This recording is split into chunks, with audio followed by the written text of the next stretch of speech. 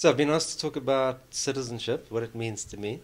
And as a South African, I have to situate questions of citizenship in the context of post-apartheid South Africa and the struggle for liberation, which means I think about citizenship as something located, situated historically, and something which is very context specific. In the anti-apartheid struggle, questions of oppression, exploitation, abuse, and discrimination based on race in particular was a key issue. And in addition to that, of course, in South Africa we had a situation of real inequality, poverty, and discrimination was reflected in a highly unequal social structure. So both of these things, both questions of inequality as citizens or as people and inequality reflected in the material structure of life, were both a key focus of the liberation struggle. But there was a tension has emerged, I think, between two different conceptions of citizenship. One which stresses equal rights, human rights, and therefore questions of civil and political freedoms. On the other hand, another conception of inequality, which was based on inequalities embedded in households, communities, workplaces, in the economy, which are not only about race, but involve inequalities in terms of gender, age, ethnicity, and class. And these two conceptions of citizenship vie with one another in the South African context. One which stresses civil rights, equality, and the other which stresses changing the life chances of people. And the first one is really the idea of citizens as those who hold rights which are equal to others, really reflects a liberal notion of citizenship. Rights-bearing individuals who also are protected from the arbitrary exercise of power by, for example, state officials. But vying with that is a rather different view of citizenship and rights, which draws from more radical ideas of substantive rights embodied in an egalitarian order, embodied in socioeconomic rights, which are social and collective.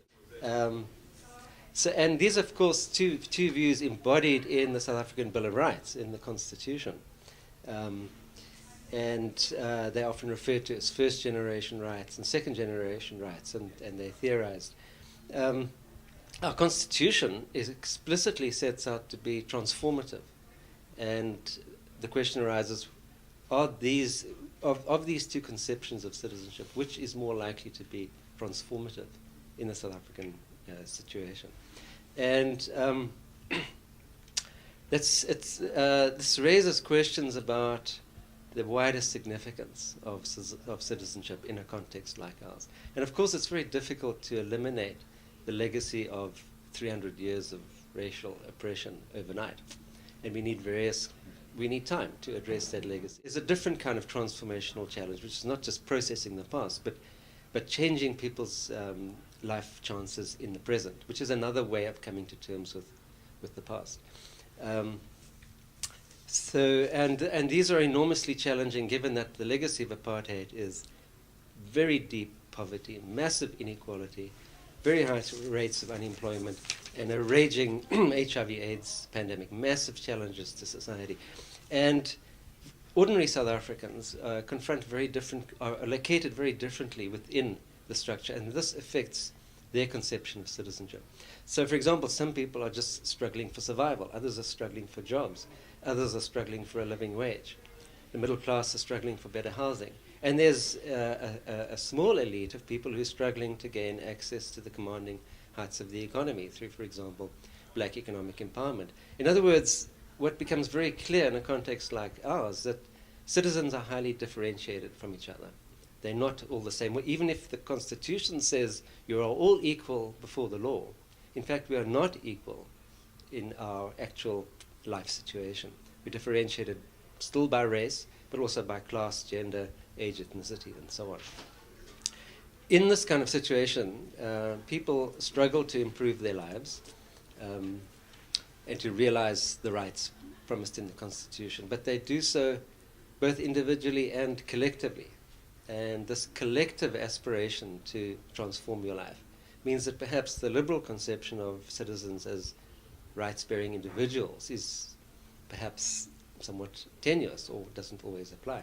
So people struggle collectively as members of social movements, like the Treatment Action Campaign or the Shack Dwellers movement, as members of informal settlements, as in the Joe Slovo settlement in Cape Town, as members of tribal communities, for example, the Tembu tribe in KwaZulu-Natal, where I'm doing research, or as middle-class people, as members of certain suburbs who are resisting, for example, the building of a football stadium for the World Cup on their backyard.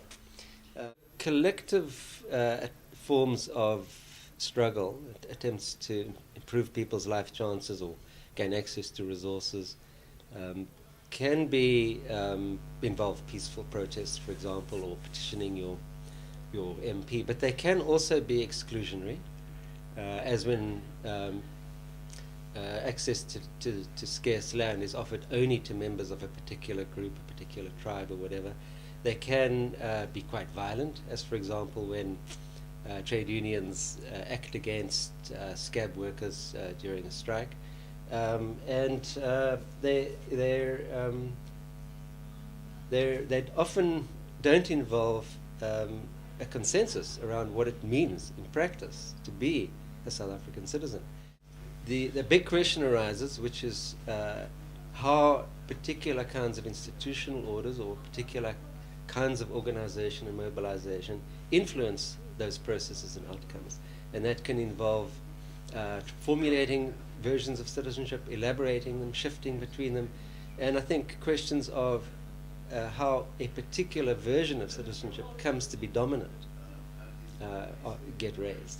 So, and those are often at the core of politics in new democracies like ours, perhaps even in old democracies, I'm not sure. But, so I think citizenship is also about a struggle over meaning, and struggle over the content of abstract formulations like rights bearing. And I can give a concrete example of how ambiguous, unclear, uncertain all this can mean in practice from some of my own research on land rights in Msinga, in KwaZulu-Natal, in particular the land rights of women. But the Constitution, legislation and policy says that women should have equal rights to land. But members of tribal communities who are women often don't get equal access to land. So this would seem to be a contradiction or a tension between what it means to be a citizen in a particular local community and what government or the society or general social values say your situation should be. In this context of the Msinga communal area, and in this case the Mchunu tribe, I was taking part in a discussion about land rights with the Traditional Council in 2007, and all of a sudden somebody arrived outside the building in which the meeting was being held. A car had driven up, big new 4x4 vehicle, and members of the council looked out the window, and the women started to ululate, and the men started chanting, Bayete, Bayete, and they rushed out of the meeting hall. And as they got outside, I rushed to the window to see what was going on. As they got outside, everybody dropped to their knees, and there was this huge guy standing outside the car, about nearly 7 foot tall, old guy with grey hair. And it turned out this was the chief in Kosi Mchunu, a man who's Sumukadi. He's been a chief for nearly 50 years, and he commands immense amounts of respect and has enormous legitimacy and support in the area in which he lives. Absolutely no democracy, an inherited position. And I have a picture of the chief Nduna talking to the Nkosi down on his knees. Everyone had to be on their knees. So it struck me very forcibly that it's very unclear what the rights to be an equal citizen means to the members of the Mchunu tribe.